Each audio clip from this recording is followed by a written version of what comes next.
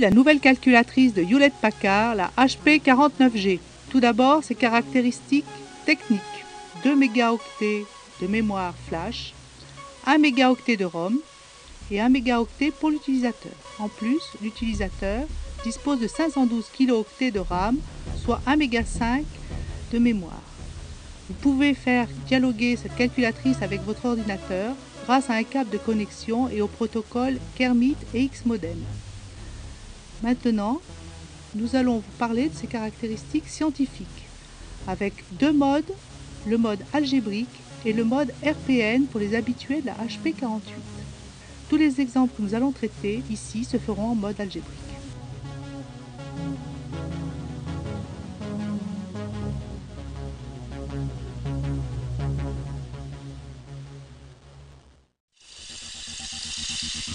On travaille en mode exact. Par exemple, alors on met la calculatrice en route, 1 divisé par 2 plus 1 divisé par 3, entrée. Le calcul qu'on vient d'effectuer s'inscrit à gauche, 1 demi plus 1 tiers. Le résultat, 5 sixièmes, s'inscrit à droite. Remarquez que le résultat est sous mode fractionnaire et non sous forme numérique. C'est un calcul exact qui a été réalisé. Si on veut l'approximation de 5 sixièmes, il faudra recopier le 5 sixièmes grâce à la touche vers le haut, Entrée, et puis faire valider avec Shift rouge, Enter, qui va donner une approximation numérique. Remarquez au passage qu'on travaille avec 12 chiffres significatifs.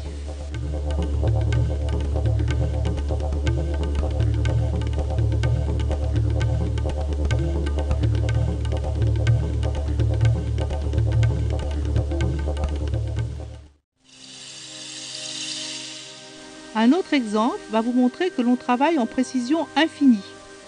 L'exemple choisi est le calcul de factoriel 100. 100, factoriel, alpha shift rouge 2, simplement le point d'exclamation, entrée. Là encore, la demande du calcul factoriel 100 s'inscrit à gauche et le résultat à droite, mais le résultat est tellement long que les chiffres de factoriel 100 prennent tout l'écran. Pour voir le résultat, vous pouvez, grâce à la touche Tool, faire apparaître le bandeau sur lequel il y a View, validé par la touche F2, ce qui vous permet de visualiser ce résultat. Les touches de déplacement gauche et droite vont vous permettre de faire défiler et de voir tous les chiffres de factoriel 100. Je les affiche tous pour vous montrer que c'est un nombre très long, qui va se terminer bien sûr par plusieurs zéros.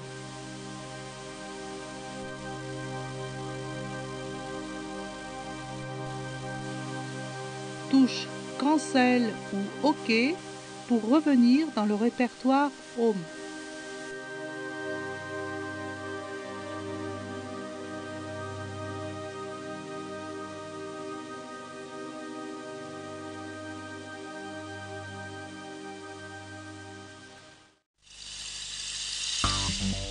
Un exercice qu'on pourrait demander à des terminales serait: par combien de zéros se termine factoriel 100? En effet, cet exercice va se résoudre très facilement grâce au module de calcul formel inclus dans la calculatrice, qui est performant et didactique. Il existe plus de 300 instructions de calcul formel, d'accès facile. Les principales sont contenues dans le menu Symb. Si j'appuie sur la touche Symb, je vois que l'on peut travailler en algèbre, en arithmétique, calculus. Ça veut dire qu'on va faire des calculs de dérivés, des intégrations, des calculs de limites, des séries. On peut faire des graphes. On peut résoudre des équations, comme des équations différentielles, des systèmes d'équations linéaires. On peut aussi faire de la trigonométrie. On peut travailler avec des exponentielles et des logarithmes. Symb, c'est donc le menu de base du calcul formel. Si on veut résoudre l'exercice par combien de zéros se termine factoriel 100, il suffit de factoriser le résultat obtenu tout à l'heure. J'appuie sur Symb, puis j'ouvre le menu Algebra en validant, c'est-à-dire en appuyant sur Entrée. J'utilise Factor, flèche vers le bas pour mettre en surbrillance Factor, Entrée. Factor s'inscrit dans la ligne de commande et il faut factoriser le nombre précédent. Donc pour cela, j'utilise la touche historique qui qui me permet de remonter dans l'historique. Dès que j'appuie sur Hist, je mets en surbrillance la première ligne. Je pourrais mettre en surbrillance n'importe quelle ligne. Ici, c'est la première qui m'intéresse. Enter me recopie le résultat à l'intérieur des parenthèses de factor. Puis Entrée et la factorisation apparaît à l'écran, 2 puissance 97, 3 puissance 48, etc. Pour visualiser complètement, j'appuie sur F2, View. Donc je vois les différents facteurs qui se terminent bien sûr par les nombres premiers. Ils sont inférieurs à 100, 47, 53, 59. Maintenant OK, donc je reviens dans le répertoire Home. L'exercice ici est tout résolu puisqu'on voit que 5 est à la puissance 24, 2 à la puissance 97. Il y a donc 24 zéros qui terminent factoriel 100.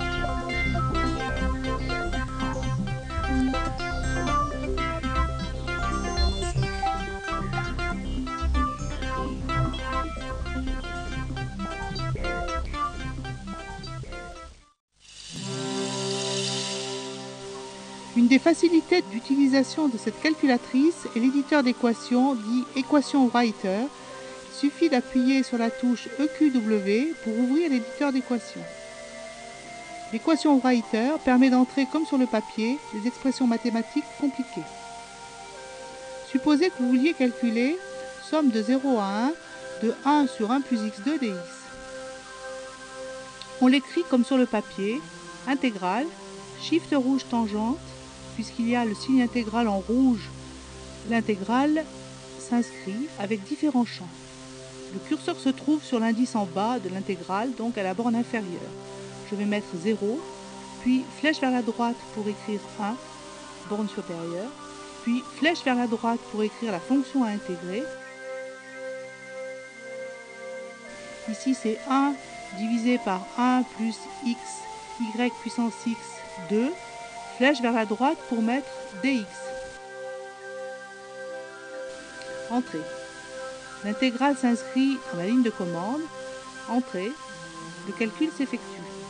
Somme de 0 à 1 de 1 sur 1 plus x2 dx se marque dans l'historique et la réponse s'inscrit à droite. Un autre exemple, c'est un calcul de dérivée. Alors, j'ouvre l'équation Writer, EQW, soit à calculer dérivée de x2 sinus x. Shift rouge cosinus, car le D rond se trouve au-dessus du cosinus. Donc dès que l'on appuie sur D rond, le curseur demande par rapport à quelle variable je dérive. Choisissons x, puis flèche vers la droite pour aller au champ suivant. X, y puissance x, 2. Flèche vers la droite pour sélectionner x2, fois sinus x. Entrée. Puis entrée et on obtient le résultat.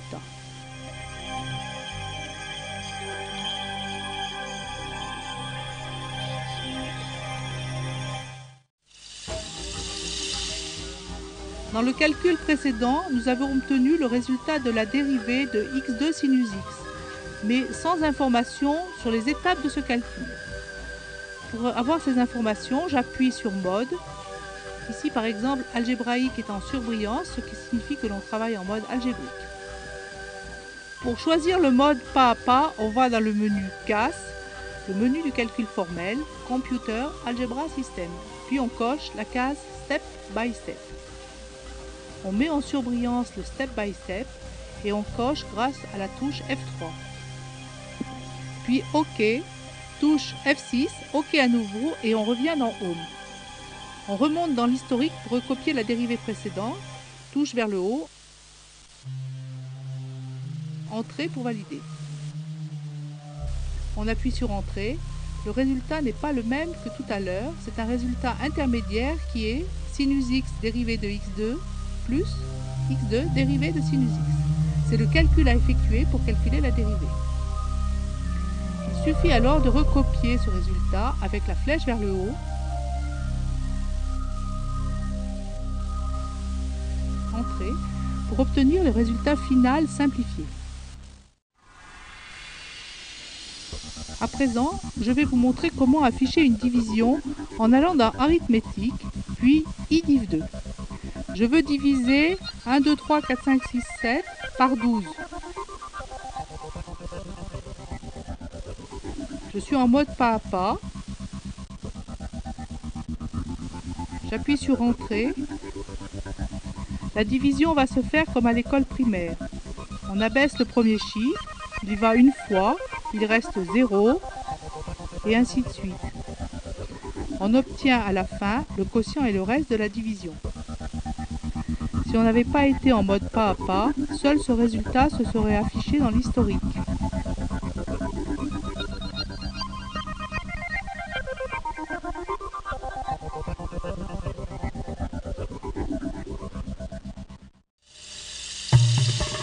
On veut résoudre le système x plus 2y égale 1, 3x plus 4y égale 1. Pour résoudre ce système, on utilise la commande petit RREF qui prend en paramètre la matrice 1, 2, 1, 3, 4, 1. On utilise Matrix Writer pour rentrer cette matrice. Donc on traite encore cet exemple à l'aide de la touche Simple, puis 5 pour Solver, Entrée. Le menu Solver s'inscrit. On sélectionne petit RREF en position 3, Entrée. Au lieu d'écrire la matrice, qui est un petit peu compliquée car il faut mettre des crochets, on ouvre Matrix Writer, Shift bleu EQW, et puis on tape la première ligne, puis la deuxième ligne. On descend le curseur avec la flèche vers le bas, puis vers la gauche, pour revenir au début de la première colonne. 3 entrées, 4 entrées, 1 entrée, j'ai ma matrice, je valide entrée, la matrice s'inscrit dans petit RREF et entrée. Vous voyez que nous sommes en mode pas à pas, un éditeur s'ouvre et qui me dit, voilà, je vais faire apparaître un 0 à la place du 3 et pour cela, je vais remplacer la ligne L2 par L2 moins 3L1. Le calcul s'effectue, le 0 apparaît. Maintenant, on fait apparaître un 0 à la place du 2. On remplace donc la ligne L1 par L1 moins L2, c'est-à-dire L1 plus L2. Voilà, et on a le résultat qui est la matrice obtenue avec des zéros de part et d'autre de la diagonale. On lit le résultat final avec OK, où on m'indique les pivots, et la matrice dite réduite de Gauss-Jordan, où l'on peut lire que x vaut moins 1 et y 1.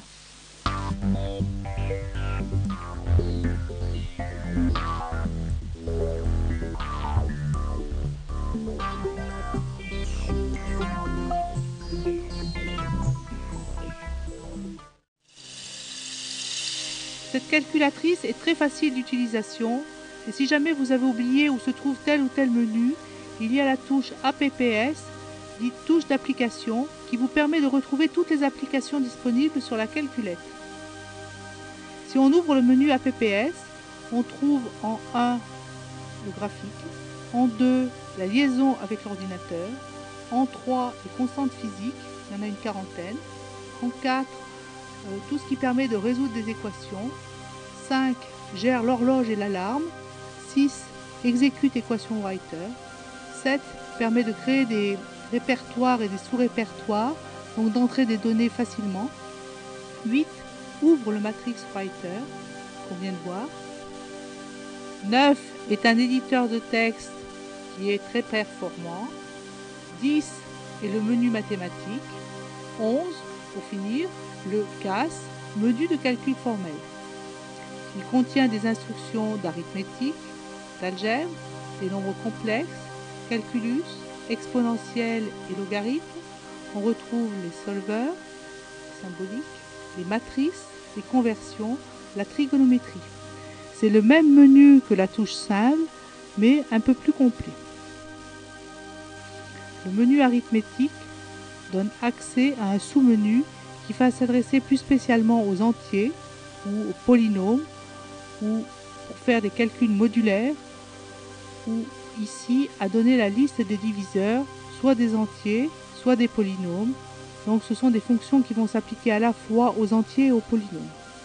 Par exemple, LGCD qui donne le PGCD d'une liste ou qui simplifie les fractions, qui décompose les fractions rationnelles et ainsi de suite. Dans le menu Integer, on a l'indicatrice de l'air, IABCUV, qui étant donné ABC calcule U et V tel que AU plus BV égale C. 3. eShine Remainder, c'est le théorème des restes chinois. iDiv2, qui permet de faire une division.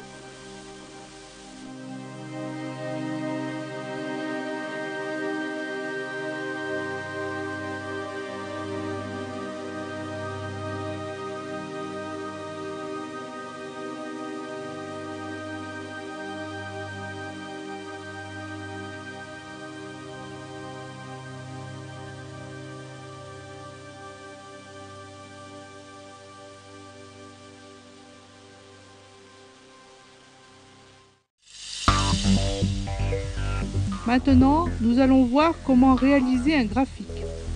Il suffit d'appuyer sur la touche Shift bleu F2 Win pour régler les paramètres de la fenêtre et Shift bleu F4 2D 3D pour ouvrir la fenêtre Plot Setup. Là, on peut choisir le type de graphique que l'on veut effectuer grâce à la touche Choose du bandeau. On peut dessiner le graphe d'une fonction en coordonnées rectangulaires, en coordonnées polaires ou en coordonnées paramétriques. On peut résoudre une équation différentielle graphiquement et ainsi de suite. Un type de graphique spectaculaire est le type Fast 3D. C'est ce qu'on va vous montrer. OK, puis Fast 3D. Ensuite, on saisit l'équation. Ici, c'est une équation en dimension 3. Z égale XY. Il suffit que je tape X multiplié par Y.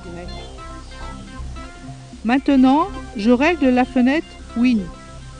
On va prendre par exemple X compris entre moins 1 et 1 et Y compris entre moins 1 et 1.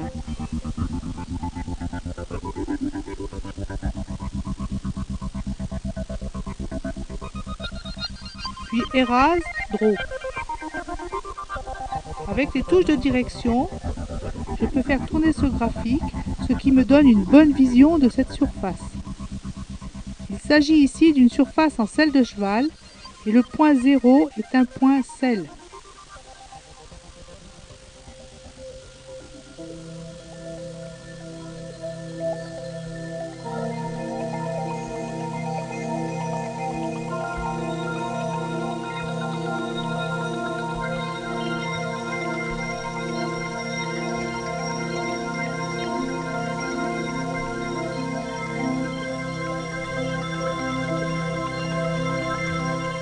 Cancel, on revient dans Plot Window où on peut changer la dimension de la fenêtre ou bien sûr revenir pour faire le graphe d'une fonction et ainsi de suite.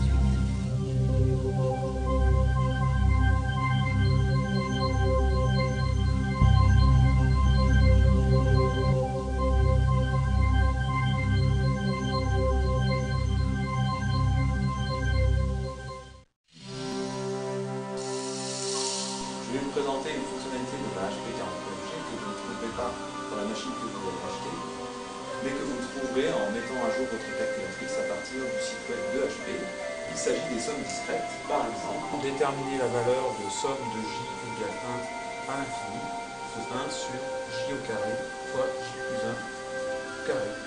On entre dans l'équation Writer, on tape Shift rouge sigma de J égale 1 à l'infini de 1 divisé par J au carré fois J plus 1 au carré. Enter qui place dans la ligne de commande, Enter à nouveau, et la réponse pi au carré moins 9 sur 3. Consultez de temps en temps le site internet de HP consacré à la HP49 pour mettre à jour la ROM de votre calculatrice, http www.hp.com/calculators/hp49 et discutez dans les forums de discussion consacrés aux calculatrices HP des fonctionnalités que vous souhaiteriez voir ajoutées à la HP49 news.com.6.hp48.